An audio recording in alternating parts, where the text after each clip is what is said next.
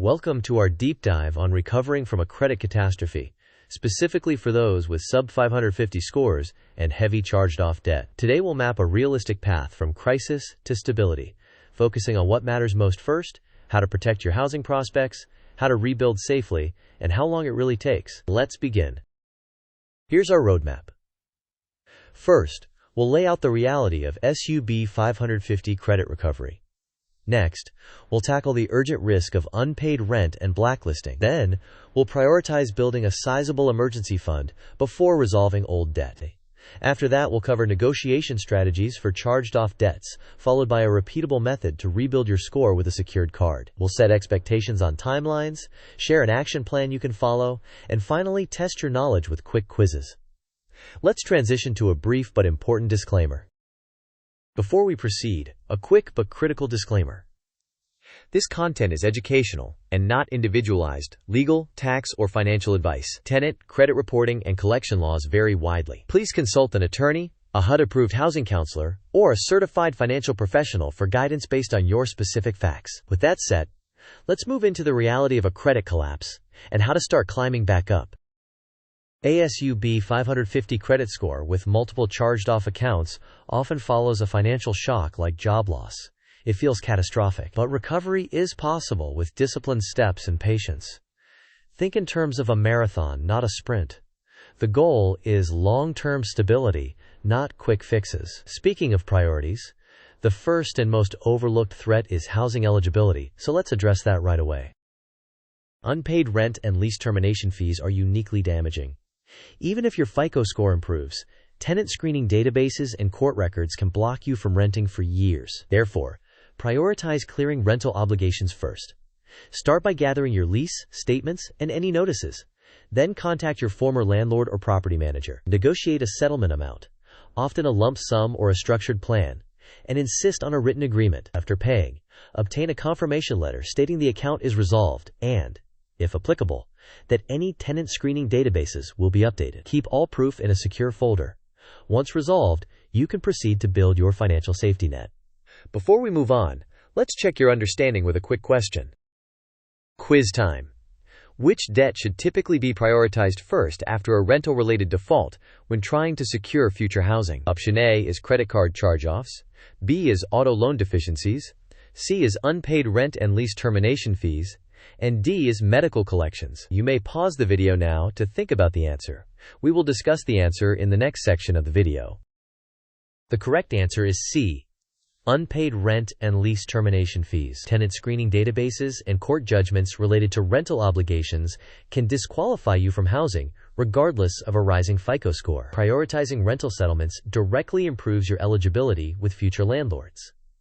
Now that we've addressed housing, let's pivot to building a protective cash buffer.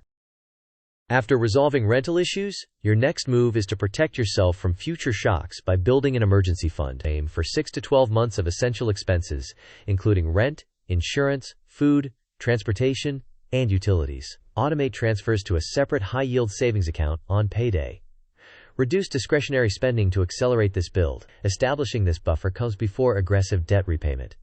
Otherwise, the next unexpected expense could push you right back into delinquency. With a cash cushion forming, let's quantify what that looks like using a simple planning table. Use this planner to set realistic targets. Multiply each essential monthly cost by 6 or 12 to get your emergency fund goal. Adjust the numbers to your situation and consider seasonal fluctuations. Once your automation is running and your targets are clear, you can plan how to resolve old debts without undermining your safety net. Next, we'll discuss how to negotiate charged-off accounts intelligently.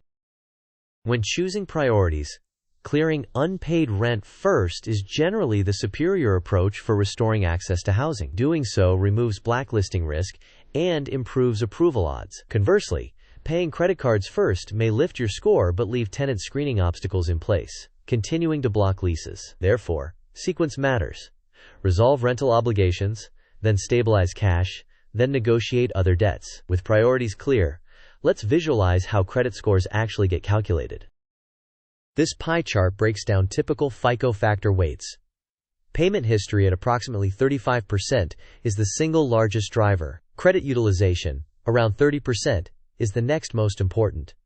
Length of credit history at roughly 15% reflects how long your accounts have been open. New credit at 10% captures recent inquiries and new accounts. Credit mix at 10% reflects having different types of credit products. Understanding these weights helps you focus on behaviors that move the needle most, namely, on-time payments and very low utilization. Now let's talk about resolving those charged-off debts strategically.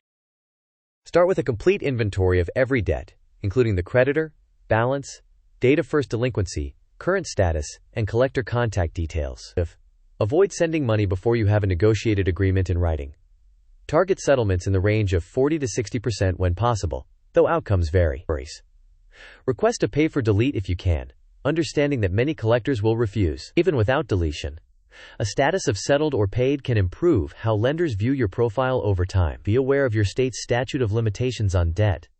Making a payment could restart the clock in some jurisdictions. Consider legal advice if there's any risk of litigation. Finally, store all documentation securely. With those debts addressed strategically, it's time to rebuild with new, positive data. Once your emergency fund plan is in motion, open a secured credit card. Use it only for a small recurring bill to limit spending risks. Set up automatic payment of the statement balance in full each month. Keep your utilization under 5%. Lower is better. The goal is a flawless payment record and consistently low utilization to generate reliable positive reporting. After 6 to 12 months of stability, consider adding a second positive account, like another secured card or a credit builder loan, but only if it doesn't threaten your cash buffer. Let's quiz your understanding before we map out the timeline. Second quiz. What utilization target should you aim for on your secured card to maximize score benefits safely? Option A, under 50%, B, under 30%, C, under 10%, ideally under 5%, or D, utilization does not matter. You may pause the video now to think about the answer.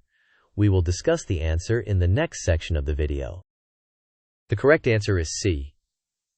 While many lenders consider under 30% acceptable, aiming under 10% and ideally under 5% sends the strongest positive signal. Smaller recurring charges with automatic full payment help you maintain that consistently. Now let's look at the realistic timeline for recovery from the mid-400s to the 700s. This timeline illustrates a practical arc. In the first 0 to 3 months, resolve rental issues, automate savings, and open a secured card. From 3 to 6 months, continue building your emergency fund and begin negotiating settlements on charged-off accounts. From 6 to 12 months, push the fund to 3 to 6 months of expenses and complete the most impactful settlements. From 12 to 24 months, consider a second positive trade line if your cash position is stable. Keep utilization low and dispute any genuine inaccuracies on your reports. From 24 to 48 months, consistent on-time payments and low balances can place many consumers into the 700-plus range, depending on how severe and how old the negatives are. Now let's turn this into a focused action plan. Here is a tactical plan for your first 90 days. In weeks 1 and 2, gather documentation, list all debts, and pull your credit reports from all major bureaus. In weeks 2 and 3, contact your former landlord and negotiate a settlement, memorializing the terms in writing. In weeks 3 and 4, complete the payment and secure a confirmation letter. In weeks 4 through 6, open a secured card, set one small recurring bill, and activate automatic full statement payment. Between weeks 4 and 12, automate savings to a separate account and cut discretionary spending. From weeks 6 to 12, start negotiating charged-off debts targeting 40 to 60% settlements, with everything documented. Throughout, keep utilization below 5%, never miss a payment, and maintain organized records. To support daily consistency, let's present a concise checklist in Markdown you can save. Here is a monthly routine you can reuse.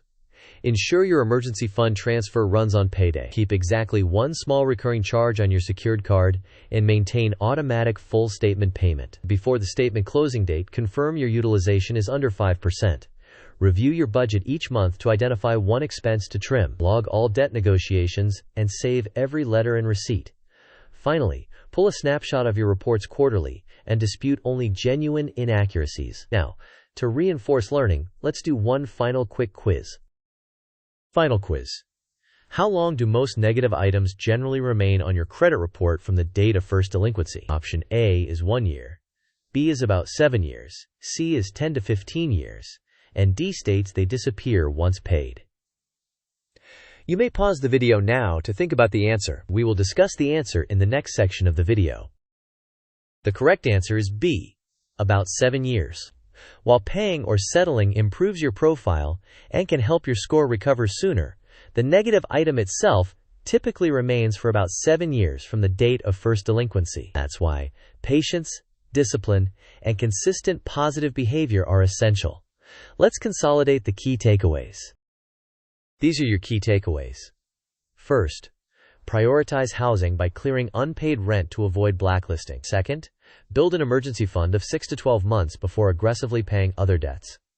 Third, negotiate settlements on charged-off debts and keep everything in writing. Fourth, rebuild with a secured card on autopay while maintaining extremely low utilization. Fifth, understand that meaningful progress typically occurs over 12 to 24 months, with many reaching 700 plus within 2 to 4 years depending on the severity and age of delinquencies. And to close, here is a concise recap.